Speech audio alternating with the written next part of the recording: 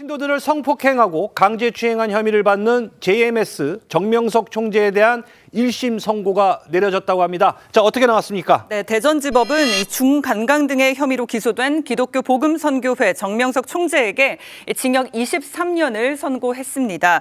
앞서 검찰은 종교단체 교주인 피고인이 메시아인 행세를 하면서 다수의 여신도를 상대로 성범죄를 저질러 죄질이 불량하다며 정 씨에게 징역 30년을 구형한 바 있는데 오늘 1심 선고에서 23년형이 나온 겁니다. 정 씨는 2018년 2월부터 2021년 9월까지 충남 금산군의 월명동 수련원에서 23차례에 걸쳐 홍콩 국적의 여신도 메이플 씨를 추행하거나 성폭행하고 호주 국적 여신도 에이미와 한국인 여신도를 성추행한 혐의로 구속돼서 재판에 넘겨졌습니다. 정 씨는 앞서도 해외 등지에서요 20대 여신도 4명을 추행하거나 성폭행한 죄로 징역 10년을 선고받고 복역한 뒤 2018년 2월에 출소한 바 있습니다. 자, 이 사건이 다시 수면 위로 올라온 건 이 피해자들의 용기 있는 행동 덕분이었습니다. 자, 피해자의 이야기 다시 들어보겠습니다.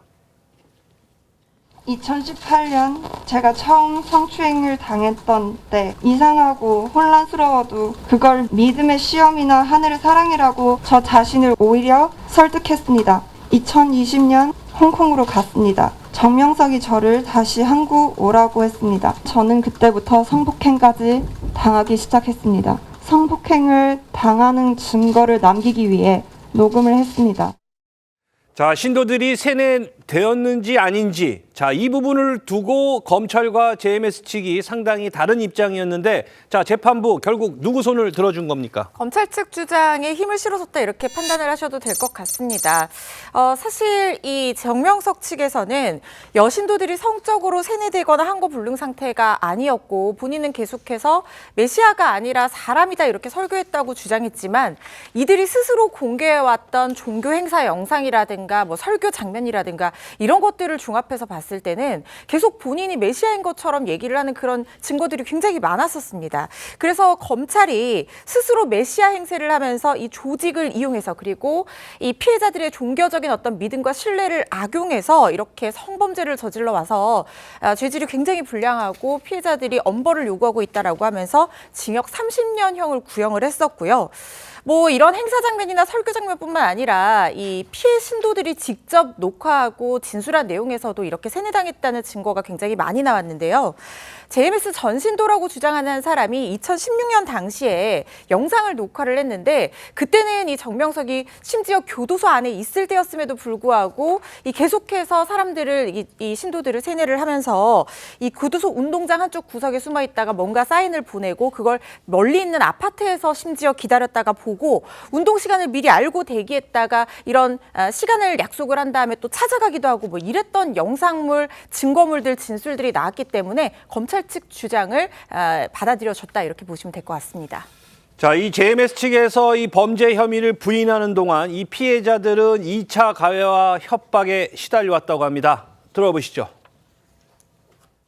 피고인 중에 한 명이 만약에 메이플이 죽어서 이제 조사를 못해. 그러면 재판이 어떻게 되는 거예요? 라고 물어보는 녹취록이 있어요. 다른 사람이 진작에 죽었어야 되는데 이런 상황에서 얘가 죽으면 우리 입장이 난처해진다 라는 얘기들을 했어요. 근데 이게 과연 얘기잖아요. 농담이었을까요? JMS 신도들이 2차 가해를 계속 반복하고 있는 상황이거든요.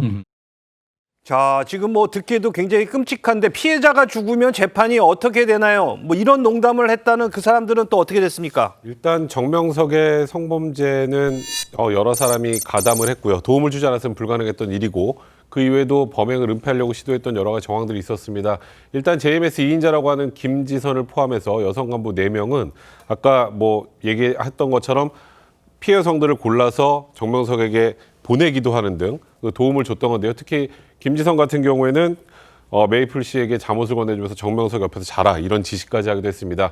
이 여성 간부 모두 실형을 선고받았고요. 또 메이플 씨가 녹음한 자료가 없으면 메이플 씨를 미친 액수로 만들 수 있다. 그러니까 쉽게 말해서 범행을 은폐할 수 있다는 거죠.